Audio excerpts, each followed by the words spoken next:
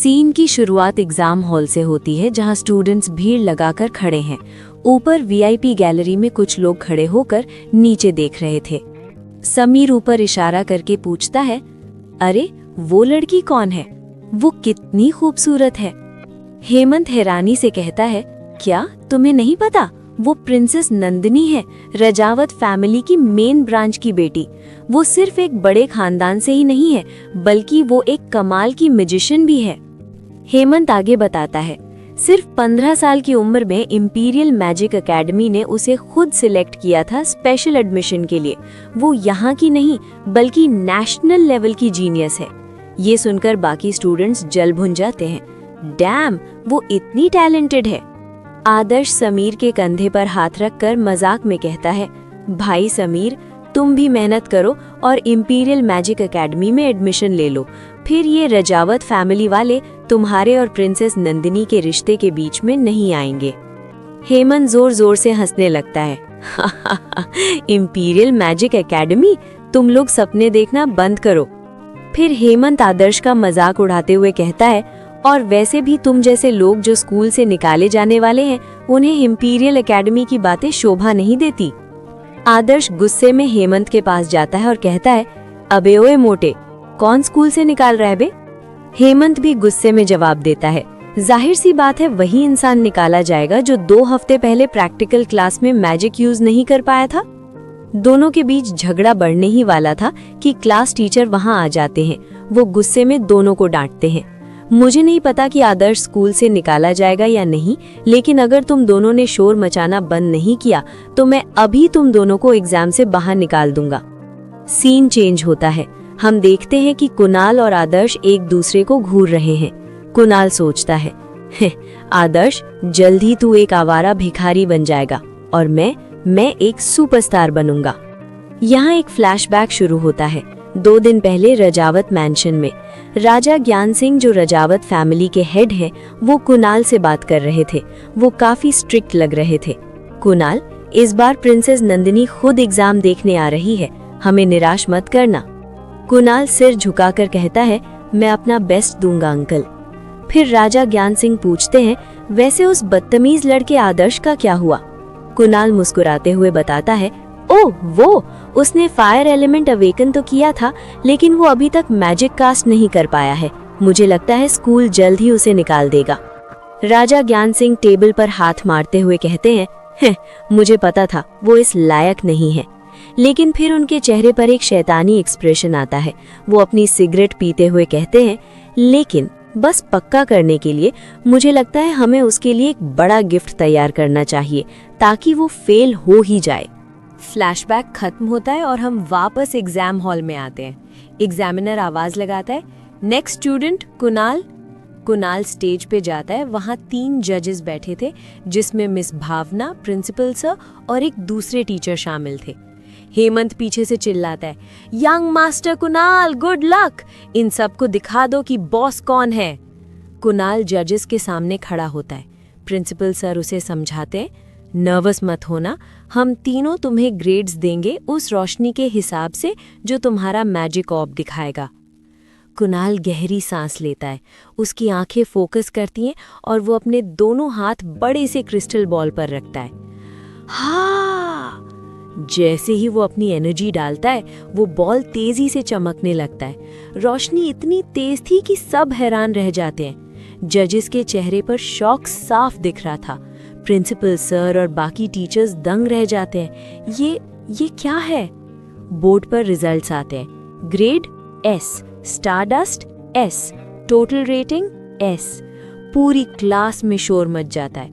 हे भगवान, 3 S ratings! ये पक्का इस पूरे एग्जाम का सबसे हाईएस्ट स्कोर होने वाला है। ऊपर गैलरी में राजा ज्ञान सिंह अपनी भतीजी प्रिंसेस नंदिनी से पूछते हैं, बेटी, तुम्हें इसकी मैजिकल एबिलिटी कैसी लगी? नंदिनी बिना किसी इमोशन के कहती है, एवरेज है। मतलब कुणाल का इतना अच्छा स्कोर भी नंदिनी को इम्प्रेस करने के लिए काफी नहीं था। तभी कुणाल स्टेज से हटने की बजाय अपना हाथ उठाता है और कहता है, मैं मैजिक कास्टिंग टेस्ट देना चाहता हूँ। क्लास में सब शॉक हो जाते हैं। कायरा आदर्श को बताती है, मैजिक कास्टिंग टेस्ट? मैंने क्लास के बाद मिस भावना से पूछा था और उन्होंने बताया था कि ये एक बोनस टेस्ट है जिसे स्टूडेंट्स एक्स्ट्रा मार्क्स स्कोर कर सकते हैं। आदर्श कुणाल को देखकर सोचता है, मानना पड़ेगा ये कुणाल सच में काफी स्ट्रांग है, इसे हल्का समझना बेवकूफ़ी होगी। प्रिंसिपल सर परमिशन देते, ठीक है तुम शुरू कर सकते हो। कुणाल स्टेज के बीच में खड़ा होता है। उसके सामने एक लकड़ी का पुतला रखा था। उसके आसपास की हवा ठंडी होने लगती है और बर्फ जमने की आवाज आती है, क्रैकल क्रैकल। वो अपनी आंखें बंद करके फोकस करता है और फिर अचानक खोल देता है। हाँ! उसके हाथ से नीली रोशनी निकलती है और पूरे फ्लोर पर बर्फ की कांटे वाली बेलें तेजी से आगे बढ़ती हैं। Ice wine! एक तेज आवाज के साथ वो आइस वाइन्स उस पुतले की तरफ बढ़ती हैं और उसे जकड़ लेती हैं। ये एक सक्सेसफुल मैजिक अटैक था। सीन वहां से शुरू होता है जहां कुणाल ने अपना आइस वाइन मैजिक यूज किया था। मैजिक यूज करने के बाद कुणाल बुरी तरह हांफ रहा था। उसके चारों तरफ ठंडी हवा और बर्फ फैली हुई थी। ये मैजिक यूज करना उसके लिए आसान नहीं था, लेकिन उसने कर दिखाया। पूरी क्लास और ऑडियंस शॉक में थी, लेकिन अगले ही पल वहां तालियों की गड़गड़ाहट गूंज उठती है। Clap clap clap. हेमंत घमंड से अपने अंगूठे से इशारा करते हुए आदर्श को चिढ़ाता है, देखा तूने, ये है हमारे यंग मास्टर कुणाल की ताकत। उसके साथ खड़ा दूसरा लड़का भी कुणाल की वाहवाही कर रहा था। आदर्श बस चुपचाप ये सब देख रहा था और उसे हेमंत की बातें बहुत बुरी लग रही थी। तभी स्क्रीन पर अगला नाम आता है, next Aadarsh, year 1 class 8 fire affinity.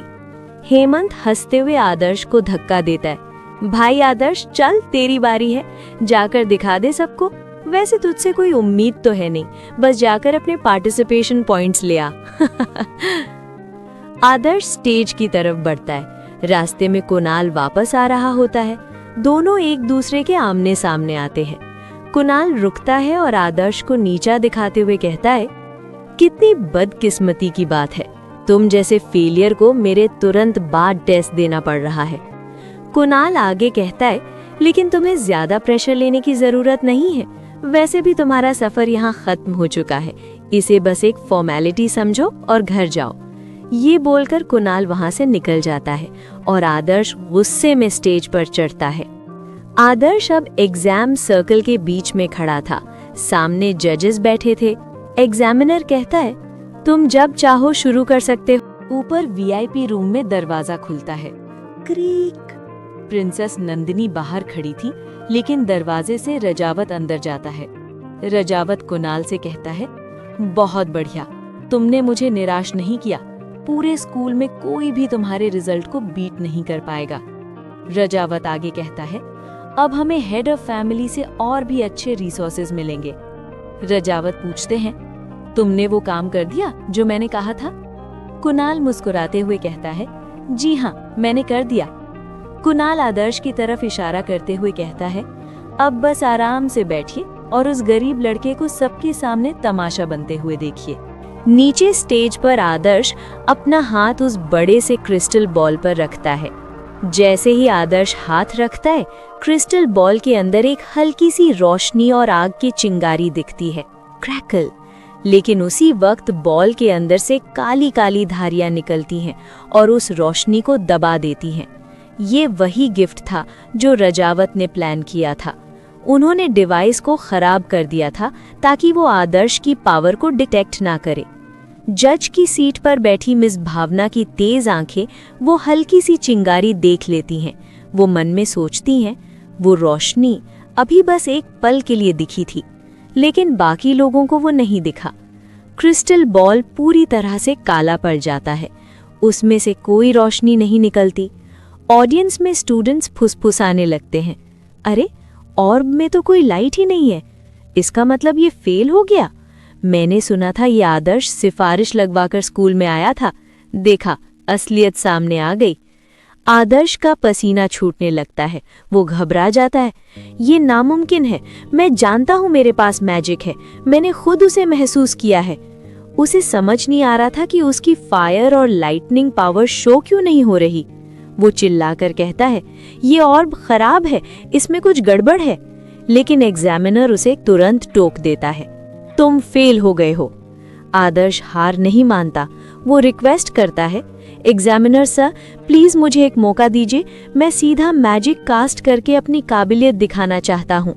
लेकिन एग्जामिनर जो रजावत के साथ मिला हुआ था साफ मना कर देता है, ये अनफेयर होगा, ऑर्ब ने कोई रिस्पॉन्स नहीं दिया, इसका मतलब तुम्हारे पास मैजिक नहीं है, तुम्हारा टेस्ट यही खत्म होता है।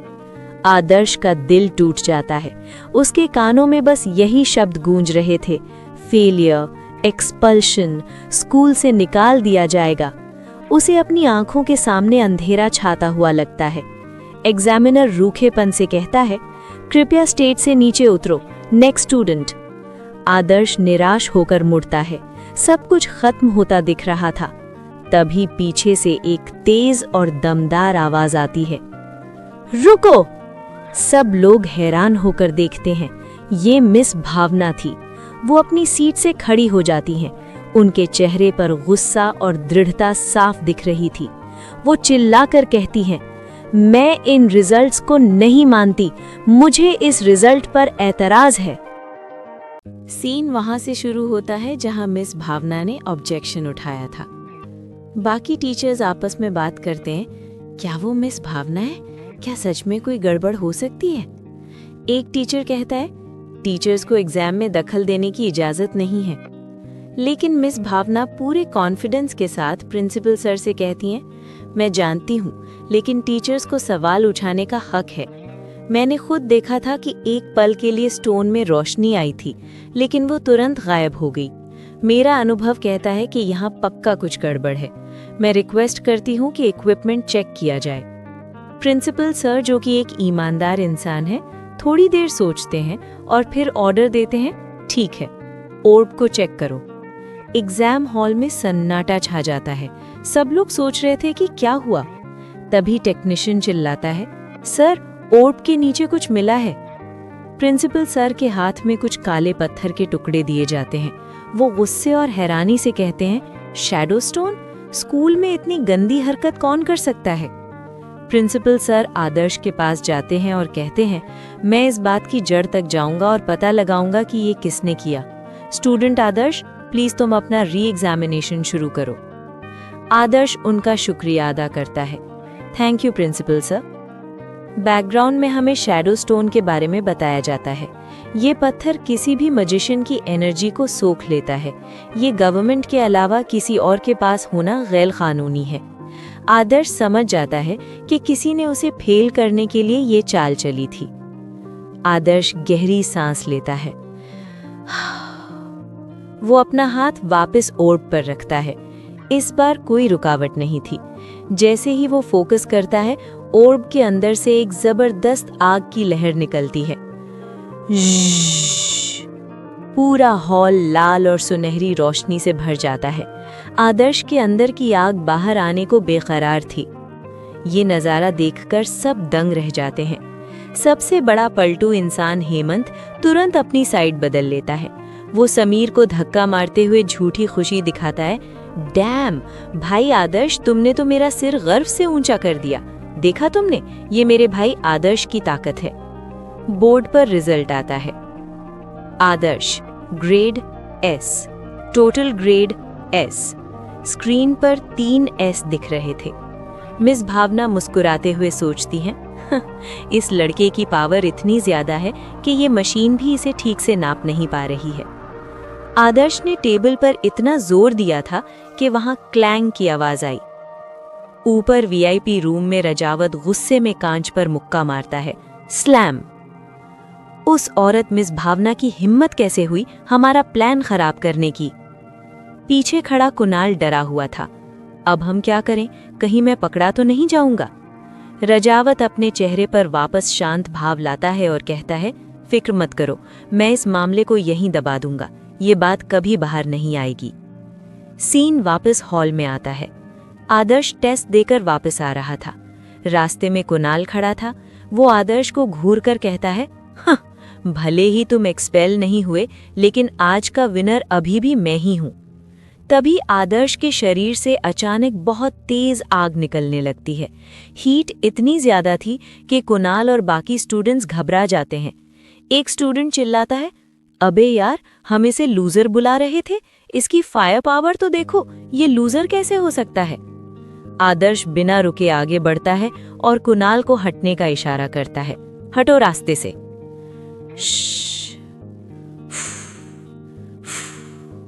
आग की लपटें कुणाल के पास से गुजरती हैं। कुणाल डर के मारे पीछे हट जाता है। वो शौक में सोचता है, ये नामुमकिन है, ये तो स्टार्स को कंट्रोल भी नहीं कर पा रहा था, तो इसके पास इतनी पावर कहाँ से आई? क्या ये अब तक अपनी असली ताकत छुपा रहा था? तभी एक भारी आवाज आती है, हमारे स्कूल में सच में होनहार स्टूडेंट्स की कमी नहीं है। एक आदमी आदर्श के सामने आकर खड़ा होता है। ये राजा ज्ञान सिंह है। वो अपना हाथ आगे बढ़ाते हैं और आदर्श को ऑफर देते हैं, बेटा, तुम्हारा फायर टैलेंट सच में कमाल का है। तुम्हें आगे चलकर हमारे रजावत फैमिली मैनर में ट्रेनिंग के लिए आना चाहिए। मैं तुम्हें ट्रेनिंग के लिए सबसे बेस्ट रिसोर्सेज दूंगा। लेकिन आदर्श उनका हाथ नहीं थामता। वो गुस्से में कांपने लगता है। पीछे आग और भी तेज हो जाती है।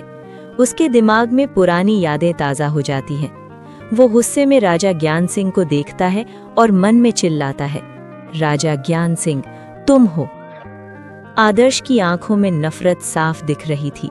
ये वही इंसान था जिसने आदर्श के पिता की बेइज्जती की थी। सीन की शुरुआत होती है जब राजा ज्ञान सिंह आदर्श के सामने खड़े होकर उसे ऑफर देते हैं। वो पूछते हैं, तो नौजवान, तुम्हारा जवाब क्या है? आदर्श सीधा और सख्त लहजे में जवाब देता है, मैं इनकार करता हूँ। ये सुनकर पीछे खड़े प्रिंसिपल को झटका लगता है। वो आदर्श को समझाते हुए कहते हैं, स्टूडेंट आदर्श, जिद मत करो, ये हमारे स्कूल के ऑनररी डायरेक्टर हैं और रजावत फैमिली के चेयरमैन भी। इनके और इनकी फैमिली के सपोर्ट से तुम्हारी मैजिक एबिलिटीज बहुत तेजी से बढ़ेंगी। लेकिन आदर्श गुस्से में चिल्लाकर कहता है, मैं ऐसी भीख कभी कबूल नहीं करूंगा, खासकर अगर वो तुम्हारी तरफ से आ रही हो। प्रिंसिपल गुस्से में कहता है, तुम बदतमीजी कर रहे हो। तभी राजा ज्ञान सिंह को कुछ याद आता है। वो प्रिंसिपल से कहते हैं, बड़े भाई, ये आदर्श वही बदमाश है जिसने 3 साल पहले हमारी बेटी नंदिनी को भगा ले जाने की कोशिश की थी। राजा ज्ञान सिंह ताना मारते हुए कहते हैं, उस वक्त मुझे तुम पर तरस आया था। किसने सोचा था कि तुम मेरी दयालु नेचर का बदला इतनी नफरत से दोगे? ये सुनकर आदर्श का गुस्सा फूट पड़ता है। वो अपनी उंगली सीधे राजा ज्ञान सिंह की तरफ उठाता है और चिल्लाता है, अपनी ताकत के दम पर लोगों को दबाना बंद करो। तुम बस एक बुली हो जो कमजोरों का शिकार करता है। आदर्श आगे कहता है, मेरी बात कान खोल कर सुन लो बूढ़े। तुमने और तुम्हारे परिवार ने मेरे और मेरे पिता के साथ जो किया है, मैं उसका हिसाब लेकर रहूंगा। ये सुनते ही राजा ज्ञान सिंह का चेहरा गुस्से से लाल हो जाता है। उनके शरीर से इतनी खतरनाक ठंडक निकलती है कि वहां जमीन पर बर्फ जमने लगती है। क्रैकल। वो दांत पीसते हुए कहते हैं, इतनी हिम्मत! पूरा स्टेडियम ठंडा पड़ने लगता है। हेमंत और बाकी स्टूडेंट्स ठंड से कांपने लगते हैं। बाप ले, मैं तो जम ही जाऊंगा। ये आदर्श पागल हो गया है क्या? ये रजावत फैमिली के हेड से पंगा ले रहा है। ये तो अपनी कब्र खुद खोद रहा है। तभी एक आवाज आती है, रुक जाओ। प्रिंसेस नंदिनी बीच में आ जाती है। वो अपने हाथ से अपने पिता को रोकती है और कहती है, पिताजी, आप खुद को परेशान मत कीजिए, इससे मैं निपट लूंगी। राजा ज्ञान सिंह शांत हो जाते हैं। अब नंदिनी और आदर्श एक दूसरे के आमने सामने थे। नंदिनी आदर्श को देखती है पर कुछ बोलती नहीं। आदर्श उसे देखकर कहता है, मैं उस वक्त कितना भोला था जो तुम्हारी बातों में आ गया। आदर्श नफरत से कहता है, तुम रजावत फैमिली के सारे लोग एक ही जैसे हो, सबके सब घटिया। ये बोलकर आदर्श अपने हाथ में आग पैदा करता है, फायर। उसके हाथ में आग का गोला बन जाता है, इंसिनरेट, फूं। आदर्श सीधा नंदिनी पर हमला कर देता है। आग की लपटें तेजी से आगे बढ़ती हैं, लेकिन नंदिनी बिना डर के वहां खड़ी रहती है। क्रैक। नंदिनी हवा में फ्लोट करने लगती है। उसके चारों तरफ बर्फ के टुकड़े घूमने लगते हैं। वो किसी देवता जैसी लग रही थी। वो अपना मैजिक यूज करती है, आइस वाइन, फ्रीज। नंदिनी गुस्से में हुक्म देती है, मेरे पिता से माफी मांगो। जमीन पर बर्फ की बेलें तेजी से आदर्श की तरफ बढ़ती हैं और उसे जकड़ना शुरू कर देती हैं। आदर्श पूरी तरह से जमने लगता है, लेकिन आदर्श हार नहीं मानता। वो ठंड से कांप रहा था, लेकिन फिर भी वो गुस्से में कहता है, सपने सपने देखते रहो। तभी राजा ज्ञान सिंह बीच में आते हैं। बस करो नंदिनी, मुझे पता है ये किस बात से इतना परेशान है। राजा ज्ञान सिंह प्रिंसिपल सर से कहते हैं, प्रिंसिपल, क्यों ना हम एक शर्त लगाएं? मेरा एक गोद लिया हुआ बेटा है जिसका नाम युवान है, वो भी इसी की उम्र का है। क्योंकि ये लड़ना चाहता है, तो क्यों ना हम इन दोनों के बीच एक ड्यूअल करवाएं जब ये दोनों 18 साल के हो जाएंगे, यानी आज से 3 साल बाद। राजा ज्ञान सिंह आगे कहते हैं, अगर ये जीत गया तो मैं इसका एहसान मानूंगा और इसकी कोई भी एक रिक्वेस्ट पूरी करूंगा, ठीक है? आदर्श जमीन पर घुटनों के बल बैठा था और हाँफ रहा था। वो गुस्से में मुस्कुराता है, मुझे यही चाहिए। राजा ज्ञान सिंह जाते हुए कहते हैं, कितना घमंडी लड़का है, तुम्हें तुम्हारी औकात उस फाइट में पता चलेगी, आज से 3 साल बाद। चलो नंदिनी। नंदिनी वहां से मुड़कर चली जाती है। आदर्श पीछे से चिल्लाता है, मैं पक्का जीतूंगा, तुम बस देखते रहना। सीन खत्म होता है आदर्श के दृढ़ निश्चय पर।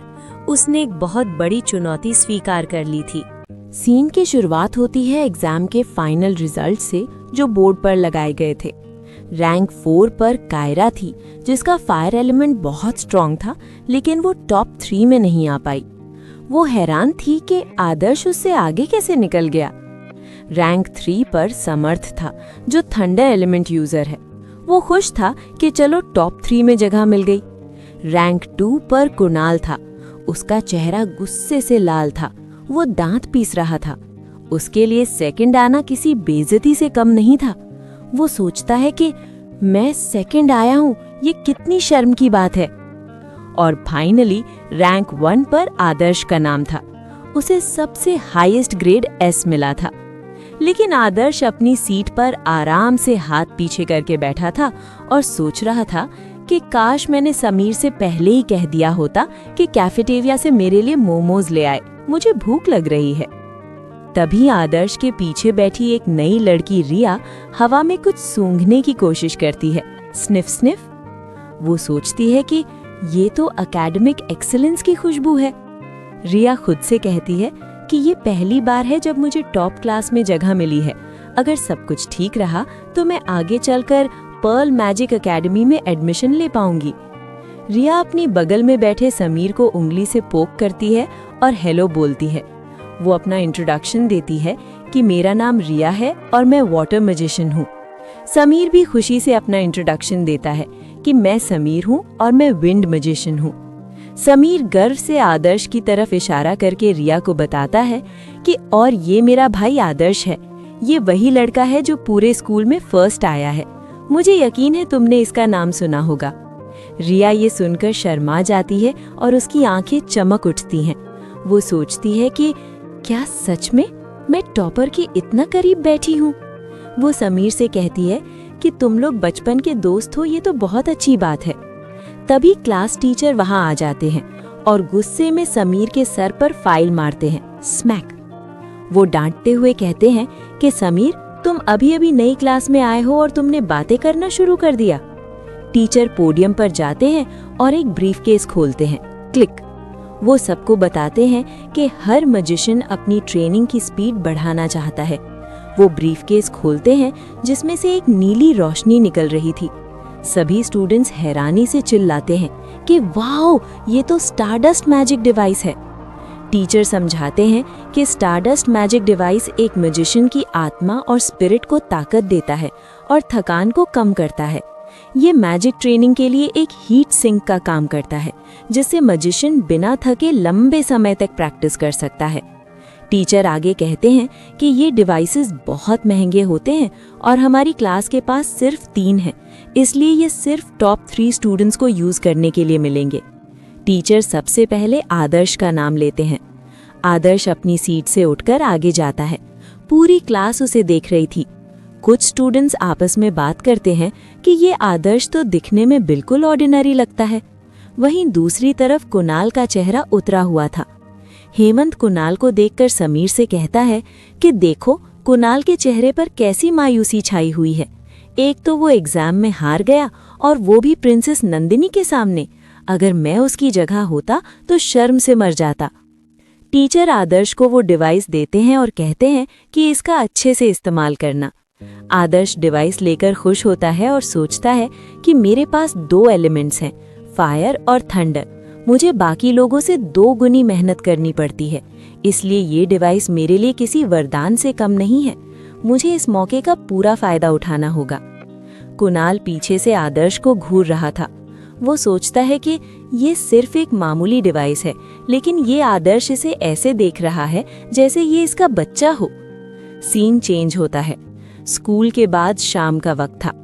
आदर्श और समीर घर वापस जा रहे थे। समीर पूछता है कि भाई आदर्श, जब कुणाल ने उस डिवाइस को मामूली कहा तो क्या उसका मतलब ये था कि इससे बेहतर डिवाइसेस भी होते हैं? आदर्श समझाता है कि हाँ, मैजिक इक्विपमेंट के अलग अलग ग्रेड्स होते हैं, जैसे कि स्पिरिट ग्रेड इक्विपमेंट, जो कि स्कूल वाले ऑर्डिनरी ग्रेड से बहुत बेहतर होता है। मुझे पता है कि प्रिंसेस नंदिनी के पास स्पिरिट ग्रेड का इक्विपमेंट है, जो ट्रेनिंग स्पीड को डबल कर देता है। आदर्श को याद दिलाता है कि उस दिन स्कूल में तुमने राजा ज्ञान सिंह का सामना किया था, वो सच में बहुत कूल था। तुमने पूरे स्कूल के सामने उन्हें ललकारा था। आदर्श मुस्कुराता है और कहता है कि मैं बस उस बूढ़े घमंडी इंसान को बर्दाश्त नहीं कर पाया। फिर समीर चिंता में पूछता है कि भाई, क्या तुम उस ड्यूअल के लिए तैयार हो जो आज से 3 साल बाद होना है? आदर्श कॉन्फिडेंट होकर कहता है कि हाँ बिल्कुल, मैं आदर्श हूँ, मैं किसी से नहीं डरता। लेकिन समीर उसे याद दिलाता है कि तुम्हारी वजह से वो वीर पिछले 6 महीने से स्टारडस्ट इक्विपमेंट यूज कर रहा है। उसकी ट्रेनिंग तुमसे आगे चल रही है। ये सुनकर आदर्श सोचता है कि 6 महीने का फर्क कोई बड़ी बात नहीं है, मैं उसे हरा कर रहूंगा। सीन के आखिरी हिस्से में आदर्श अपने रूम में होता है। वो स्कूल से मिला हुआ स्टारडस्ट मैजिक डिवाइस हाथ में पकड़े हुए था। तभी उसके गले में लटका हुआ पेंडेंट अचानक से वाइब्रेट करने लगता है। रंबल। पेंडेंट उस डिवाइस के करीब जाता है और उसमें से एनर्जी खींचने लगता है। अचानक एक तेज आवाज आती है, क्रैक। आदर्श की आंखें फटी की फटी रह जाती हैं। वो महंगा स्टारडस्ट मैजिक डिवाइस टूटकर बिखर गया। पेंडेंट ने उसकी सारी एनर्जी सोख ली थी और डिवाइस को तोड़ दिया था। आदर्श डर जाता है कि अब वो स्कूल में क्या जवाब देगा, क्योंकि टीचर ने कहा था कि ये बहुत महंगा है और इसे ध्यान से रखना।